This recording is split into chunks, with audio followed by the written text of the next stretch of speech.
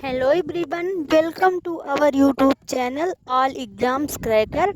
I hope मेरी प्यारी बहनों आप सभी स्वस्थ होंगी, मस्त होंगी। और आज बहन मैं कुछ कटाव पर डिस्कशन करूंगी महिला सुपरवाइज़र के, और डीवी के लिए आवश्यक डॉक्यूमेंट क्या क्या लगेगा, इन सभी बातों का आज डिस्कशन करेंगे।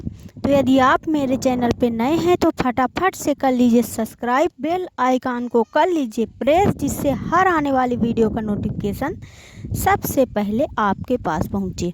तो मेरी प्यारी बहनों, मैं आप सभी को बताना चाहती हूं कि जिनका 160 प्लस है उनका बहुत अच्छा मार्क्स है, क्योंकि 80% लाना ये एक बहुत बड़ी बात है। तो इस तरह में 160 प्लस जिनका है तो अपना अपना डॉक्यूमेंट रेडी कर लीजिए, चाहे वो किसी भी कैटेगरी से हो, चाहे यूआर से हो, चाहे ओबीसी से हो, ईडब्ल्यूएस से हो, एससी से हो या फिर एसटी से हो, क्योंकि 160 प्लस मार्क्स 80% एक बहुत ही अच्छा स्कोर होता है। अब इस बार तो लगता है कि सिलेक्शन इतने कम पोस्ट हैं, इसकी वजह से 85 पर होगा क्या।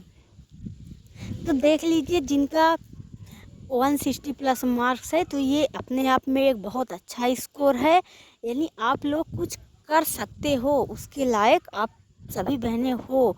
तो आप अपने डॉक्यूमेंट रेडी कर लीजिए। आपका सिलेक्शन यदि नहीं हो रहा है, जैसे यूआर की कैटेगरी में आते हैं और आपके 160 प्लस मार्क्स हैं और आपका यदि सिलेक्शन नहीं हो पाया, तो आप समझिए कि मेरा इसमें 80% था। अब इसी से मिलती जुलती जो नेक्स्ट वैकेंसीज है, जैसे कि छात्रावास अधीक्षक की, तो आप लोग उसके लिए 100% प्रयास कीजिए, मेहनत और ईमानदारी के साथ लगातार तैयारी कीजिए, तो आपके उसमें चांस बनेंगे। हो सकता है कि अभी यदि इसमें पदवृद्धि हो गई तो आप लोगों को इसमें भी चांसेस बन जाएंगे, लेकिन यदि इसमें चांसेस नहीं बन रहे हैं तो डॉक्यूमेंट रेडी कर लेंगे यदि आप, तो इसमें नहीं तो उस वैकेंसीज में काम आ जाएंगे। तो डॉक्यूमेंट तो आप रेडी कर ही लीजिए, नेक्स्ट वाले में काम आ ही जाएगा। अब बहन बता दूं कि डॉक्यूमेंट में रेडी आपको क्या क्या करना है। तो सबसे पहले तो आपके पास 10वीं की मार्कशीट होनी चाहिए, प्रमाण पत्र होना चाहिए, 12वीं की मार्कशीट होनी चाहिए, ग्रेजुएशन की डिग्री होनी चाहिए, और आईडी प्रूफ के लिए आधार कार्ड चाहिए, पैन कार्ड, ये जो भी हो। और उसके बाद आपका रोजगार कार्यालय में जीवित पंजीयन, जो इस समय लेटेस्ट वाला पंजीयन है, वो होना चाहिए।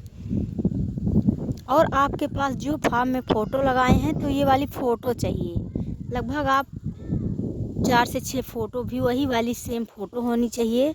और रजिस्ट्रेशन फॉर्म जो है आपके पास वो होना चाहिए, जब रिजल्ट आ जाएगा ये होना चाहिए।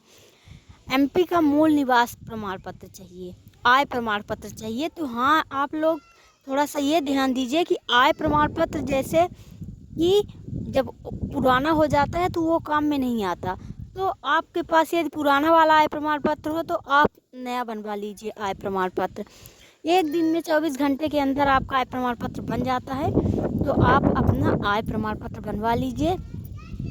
ये आय प्रमाण पत्र स्वयं का नहीं बनता है, ये जो जैसे पापा के नाम का बनता है, तो इस तरह से जो अपना आय प्रमाण पत्र खुद का नहीं होता है, जैसे जिनकी शादी हो चुकी है तो उनके हस्बैंड के नाम से बनता है, तो इस तरह आप आय प्रमाण पत्र बनवा लीजिए। और उसके बाद जाति प्रमाण पत्र खुद की होती है।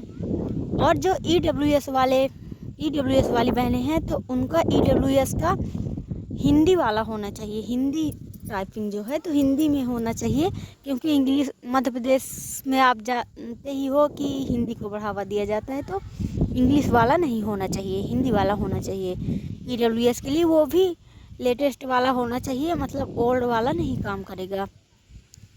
और हम बात कर लेते हैं कि आय प्रमाण पत्र हो गया, जाति प्रमाण पत्र, और हाँ, यदि चरित्र प्रमाण पत्र मांगा जाए तो चरित्र प्रमाण पत्र आपके पास होना चाहिए, और मेडिकल सर्टिफिकेट, मेडिकल की चेकिंग तो वहाँ पर ज्वाइनिंग के बाद भी हो सकती है, तो उसके लिए थोड़ा सा प्रॉब्लम्स नहीं आएगा डीवी में। यही आपके लगने वाले हैं डॉक्यूमेंट्स। तो आप लोग अपने डॉक्यूमेंट फटाफट से रेडी कर लीजिए ताकि आपका सिलेक्शन हो सके, आप सिलेक्शन से आउट ना हो।